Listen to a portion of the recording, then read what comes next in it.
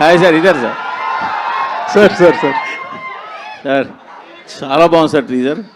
Sir ఆనెస్ట్గా మాకనే cheers మీకు ఎక్కువ వచ్చాయి సార్. లేదు సార్, లేదు sir, really I'm telling from my bottom of the heart.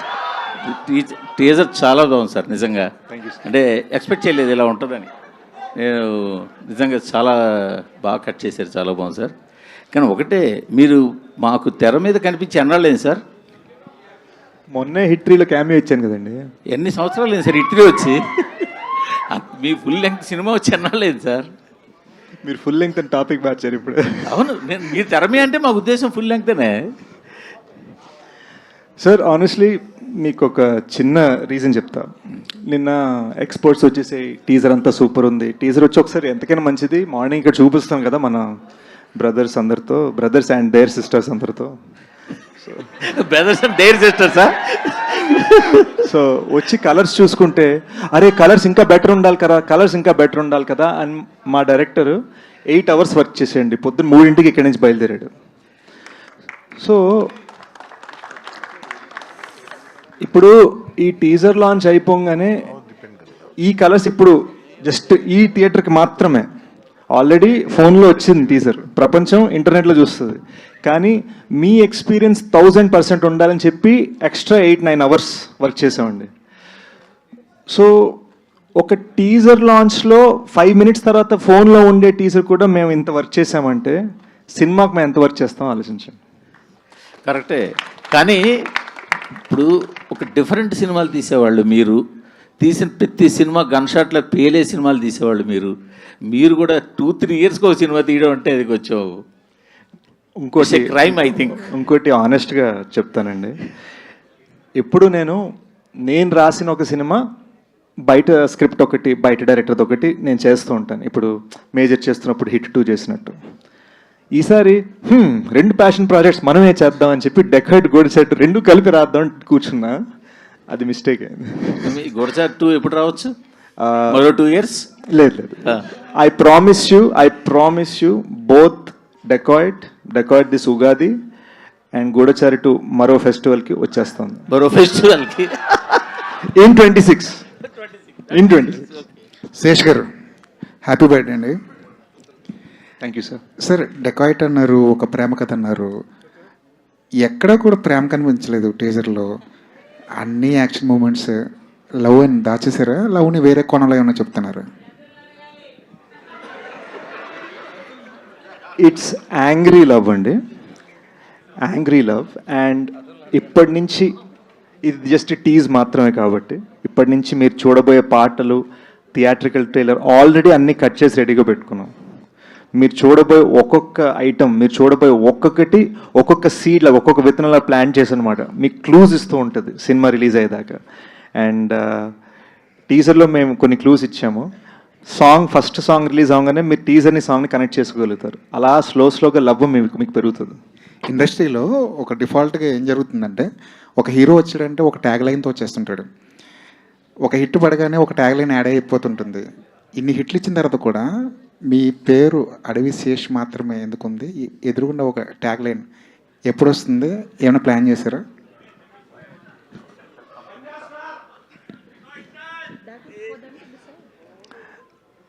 నాకు చిన్నప్పుడే మా పేరెంట్స్ ఇచ్చిన ట్యాగ్ అడవి శేష్ అండి.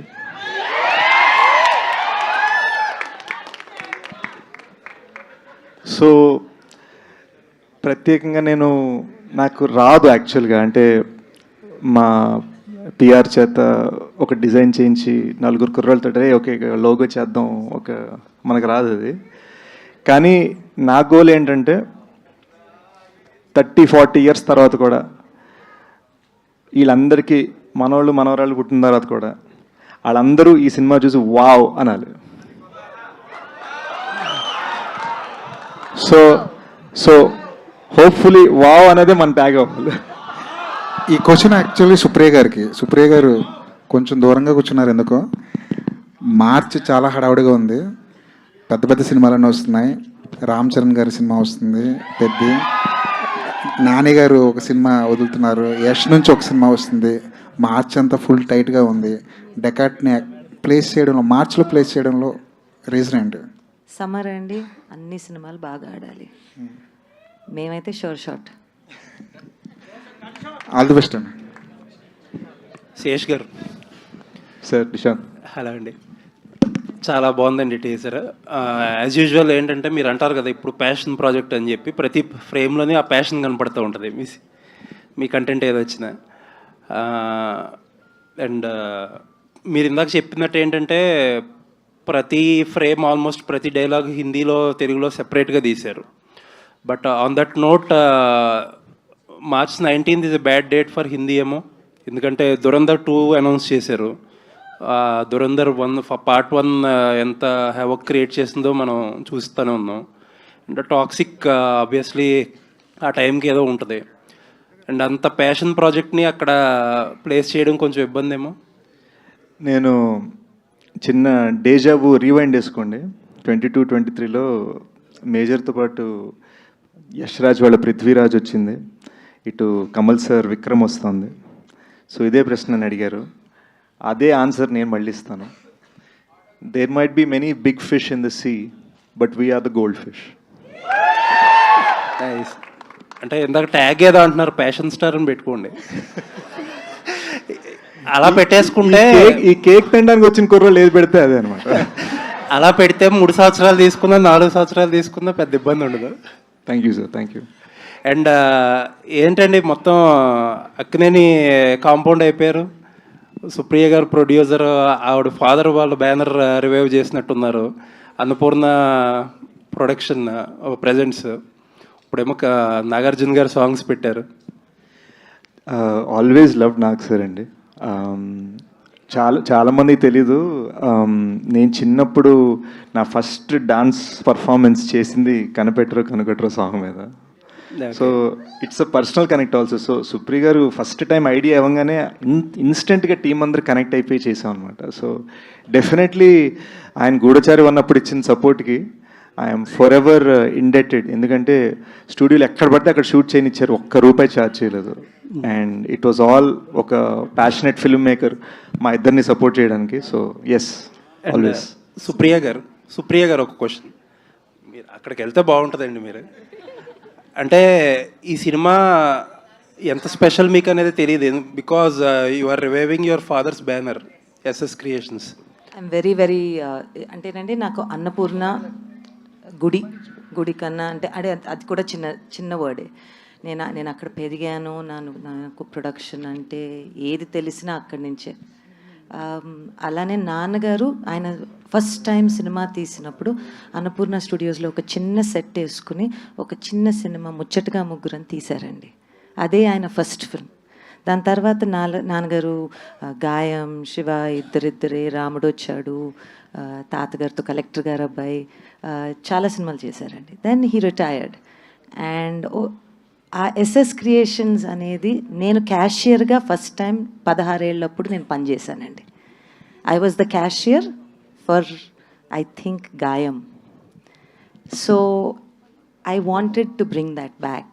I wanted to make a film with the blessings of Annapurna Studios in my father's banner. So why for this film అంటే కదండి, అంటే ఈ టైంలోనే ఎందుకు రివైవ్ చేయాలనిపించింది? ఎప్పటి నుంచో ఉండిందండి. I just didn't get the right story that I wanted to produce my self. All the best. Anurag garu, hi. So you have been very vocal and supporting Telugu cinema forever. So what took you so long to come to Telugu cinema? Me? For this film? Yeah. First is my producer, and my association with Telugu cinema goes back to Ram Gopal Verma. And me and Supriya have been friends since 10. So since then, so when she calls, I come. So how close is Dacoit to your kind of cinema? Dacoit is for me is very evolved in the sense it's very Hollywood, in the beginning when I got onto the film, and the shooting style is not like how I shoot, and I was like an actor, you surrender. And as an actor, I surrendered. And Chanel's first film, he's also essentially cinematographer. He's also grown up in California. Shesh also has his own style. So you have to kill your director when you come on a set and surrender as an actor. But when I saw the result, the way they were doing it, and I come from the time when people used to shoot on cans. They shoot differently. And when I saw the result, first I saw one sequence where I wasn't there, which was about them. I was totally blown. I've never seen Mrinal like this ever. Ever. This will totally a game changer film for her. And it really moved me. And then they showed me a sequence which I found most tough. I was like cursing them. Why are you making me do all this? And then I saw the result of it. The impact is so huge. And it is not just saying it looks like a very, very big film. The way they have really done that, and it's holding, is emotionally gripping. The love story is central to it. So for me, my experience has been terrific working on this. Yeah, Mrunal, hi. So, okay. So yeah, fan moment, of course. So after Sitaramam, కేకులకి మృణాలకి ఇలా అరుస్తారా మీరు? so after Sitaramam and Hainana, you might have been flooded with a lot of offers from Telugu cinema, but you have been very choosy with what you pick in Tollywood. Why so? Because every day when I wake up, I should be excited going on a set. I should feel like, okay, I'm going to perform today, and this is something extraordinary, something that I have not done before, and I like pushing my own limits. Also, it is not easy to balance Hindi films and Telugu movies together, but I am trying my best to balance. One leg is in Hyderabad, one leg is in Mumbai. But having said that, I want to do movies in Telugu which are very close to my heart. It moves me and it should reflect on screen. My only agenda is to make the audience feel the journey of the character that I'm playing. Also, it is important for me, the people I'm working with, the experience, the journey, what I'm learning off set, like off camera. And like when it came to Hanu sir, then it came to Shaurya Garu, and now Shinil Garu. All three have this different type of filmmaking, and even Anurag sir, to be honest, on set there is so much learning. I never went to a film school, but this is my school, and I like going on a movie set where I get to learn, be better, and just improve my craft. So I wish there are more scripts. One more addition for this. Yeah. In Bollywood, we see all this lovey-dovey dancing Mrunal. Will we ever see that Mrunal in Telugu? Do you want me to? Of course. Okay, I'll do it. That was personal. I'll do it. I mean, next year maybe. Something is brewing, so you'll know. Sesh garu hi I'll finish so Sesh garu hi so అందరూ అడుగుతున్న థింగే మిమ్మల్ని ఎందుకు late ఇదంతా so I ask in different perspective here so when you built a reputation that Sesh film వస్తే అది పక్కా hit థియేటర్కి వెళ్ళాలి అనే రెప్యుటేషన్ సో